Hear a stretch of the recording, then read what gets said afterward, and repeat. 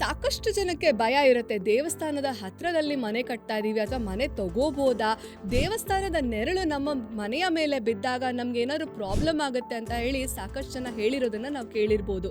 ಆದರೆ ಇದು ನಿಜಾನ, ವಾಸ್ತು ಪ್ರಕಾರ ಇದಕ್ಕೆ ಏನಾದ್ರು ಅರ್ಥ ಇದೆಯಾ ಅಂತ ಹೇಳಿ ಸಾಕಷ್ಟು ಜನ ಕಮೆಂಟ್ ಕೂಡ ಮಾಡಿ ಕೇಳ್ತಾ ಇದ್ದೀರಾ.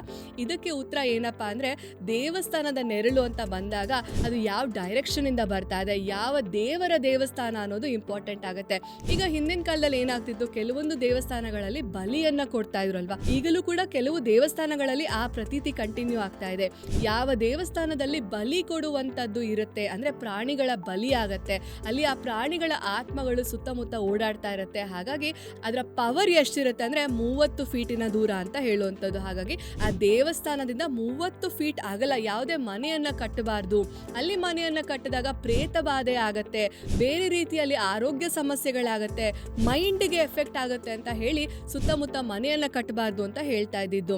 ಅದೇ ರೀತಿ ಯಾವುದೇ ರೌದ್ರ ದೇವತೆಗಳ ದೇವಸ್ಥಾನದ ಸುತ್ತಮುತ್ತ ಅಥವಾ ಶನೇಶ್ವರ ದೇವಸ್ಥಾನ, ಹನುಮಂತನ ದೇವಸ್ಥಾನ, ದುರ್ಗಾ ದೇವಸ್ಥಾನ, ಈ ರೀತಿಯಾದಂಥ ಜೊತೆಗೆ ಗ್ರಾಮ ದೇವತೆಗಳ ದೇವಸ್ಥಾನದ ಸುತ್ತಮುತ್ತಲೂ ಕೂಡ ಮಿನಿಮಮ್ 30 ಫೀಟ್ ಡಿಸ್ಟೆನ್ಸ್ ಅನ್ನ ಬಿಟ್ಟು ನೀವು ಮನೆಯನ್ನ ಕಟ್ಕೋಬಹುದು.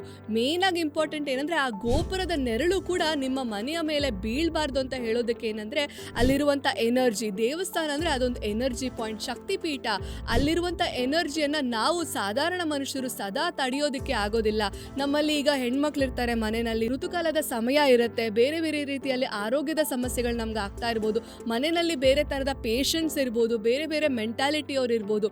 ಎಲ್ಲರೂ ಕೂಡ ಆ ಒಂದು ದೇವಸ್ಥಾನದ ಎನರ್ಜಿ ಅಂದ್ರೆ ದೇವಸ್ಥಾನದ ಯಾವ ಭಾಗದ ಎನರ್ಜಿ ನಮ್ಗೆ ಎಫೆಕ್ಟ್ ಆಗ್ತಿದೆಯೋ ಆ ಭಾಗದಿಂದ ನಮ್ಮ ಮನೆಯಲ್ಲಿ ಸಾಕಷ್ಟು ಸಮಸ್ಯೆಗಳಾಗಬಹುದು ಅನ್ನೋ ಒಂದು ಕಾರಣಕ್ಕೆ ದೇವಸ್ಥಾನದ ತುಂಬಾ ಸಮೀಪದಲ್ಲಿ ಮನೆಯನ್ನ ಕಟ್ಟಬಾರ್ದು ಅಂತ ಹೇಳ್ತಾ ಇದ್ದಿದ್ದು. ಬಟ್ ಆದ್ರೆ ಕಾಂಕ್ರೀಟ್ ಜಂಗಲ್, ನಮ್ಮ ಬೆಂಗಳೂರು ಇರ್ಬೋದು, ಯಾವುದೇ ಸಿಟಿ ಇರ್ಬೋದು, ಬೆಳೀತಾ ಬೆಳೀತಾ ದೇವಸ್ಥಾನದ ಪಕ್ಕ ಒಂದ್ ಸ್ವಲ್ಪ ಜಾಗ ಅಲ್ಲ, ದೇವಸ್ಥಾನದ ಕಾಂಪೌಂಡ್ಗೆ ಅಟ್ಯಾಚ್ ಮಾಡಿ ಈಗ ಮನೆಗಳನ್ನ ಕಟ್ತಾ ಇದ್ದಾರೆ. ದಯವಿಟ್ಟು ಯೋಚನೆ ಮಾಡಿ, ಚೆಕ್ ಮಾಡಿ ನೀವು ಮನೆಯನ್ನ ಕಟ್ಟಿ.